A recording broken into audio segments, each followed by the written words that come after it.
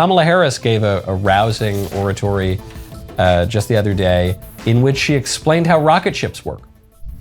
Which brings me to May 30th, 2020. Bob and Doug returned to the Kennedy Space Center. They suited up, they waved to their families, and they rode an elevator up nearly 20 stories. They strapped in to their seats and waited as the tanks beneath them filled with tens of thousands of gallons of fuel. And then they launched. Yeah, they did. They did. They did that. That's what a rocket ship is. Kamala Harris sounds to me like the student in your class who thought that essays and term papers and even question and answer sessions were just about filling the space with words. That's all that it was about. This woman has less to say than any person I have ever seen in public life. She talks just as much as anybody in public life, but she has nothing to say. What is one thing that Kamala Harris has ever said that has carried with it any meaning? There's one answer to this, as far as I'm concerned, and it's during the Democrat primaries in 2020, she called Joe Biden a racist. That's the one thing she ever said that seemed concrete, seemed like it had a purpose, seemed specific. And then, by the way, she walked it back and she said, no, I don't think he's racist, but he supported segregation. He was going to keep me off a school bus or something. And that was otherwise it's just, wow. Microscopes allow you to see small things, and rocket ships go boom, wow, and it goes up and then wow, it would be very sad. I was going to say that she's the least impressive politician I've ever seen. It's not true. She's very impressive. I am impressed by her vacuity. I am impressed by her vapidity. And I can't imagine that life. Could you imagine? You go into politics, you suffer the slings and arrows, all of the attacks people make on you. You forego, in many cases, making better money elsewhere. I don't know about Kamala Harris, but there are plenty of politicians who could make way more money in the private sector than they do in government. I'm not saying she doesn't make a good salary as a VP or a senator, but she could probably make more money in the private sector. You get to spend more time with your family when you're not in government. You go through all of the indignities that go along with holding office. For what? For no purpose whatsoever, just to be there, just to be the vice president. Kamala Harris doesn't want to do anything in office. She has no agenda whatsoever. She's a completely empty suit.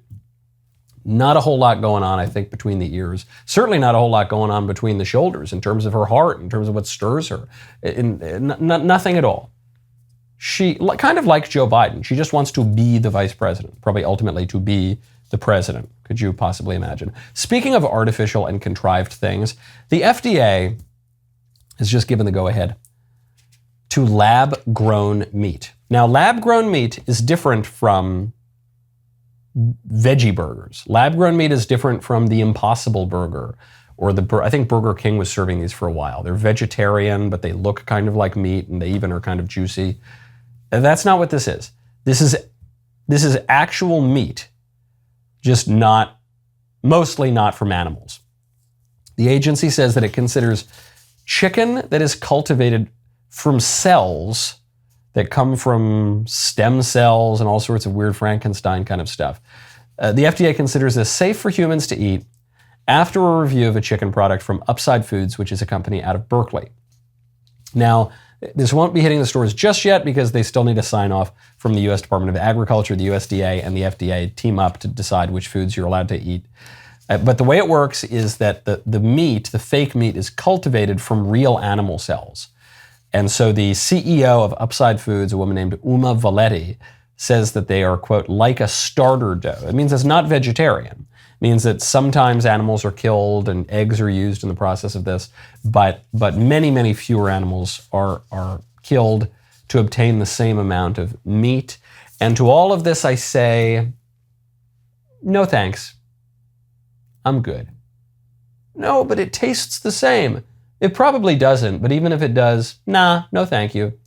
But this is a way where you can have your meat and not kill the animal too. This is a way where you can have the best of all worlds. Yeah, no, I'm good. Thanks though. Thanks for the offer. But why? Look, rationally on paper, it's all upside and there's no downside. Yeah, I guess. I just don't really believe you.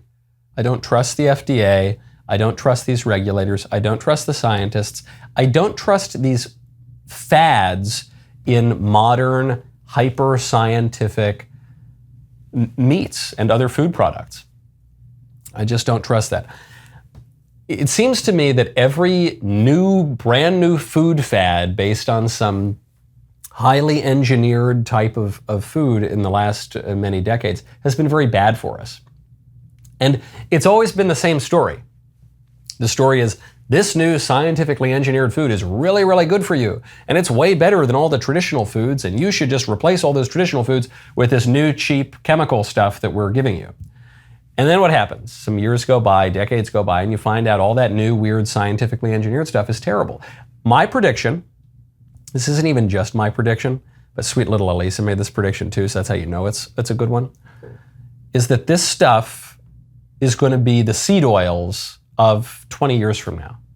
So my part of the prediction is that this lab-grown weird meat, that's going to be the seed oils of 20 years from now. What I know for sure, and I'm totally with sweet little Elisa on this, cricket powder, which the libs are all now trying to put in our foods and succeeding in some cases. It's going into foods in Europe, and it's already here in America in some places. That is going to be the seed oils of 20 and 30 years from now. Mark my words.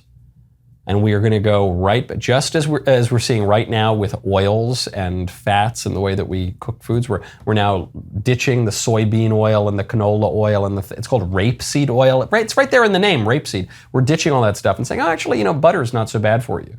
Actually, olive oil and kind of traditional stuff, that's not so bad for you. It's going to be the same thing here with the libs who are trying to make us eat the bugs and the weird Frankenstein meat grown in the lab. But don't worry, because the genius scientists at the FDA and all the other regulatory agencies, they're telling us it's all fine. And when have they ever gotten something wrong? When have they ever been proven wrong on public health or any other matter? I'm now at the point where if the FDA tells me to do something, I am inclined to do exactly the opposite.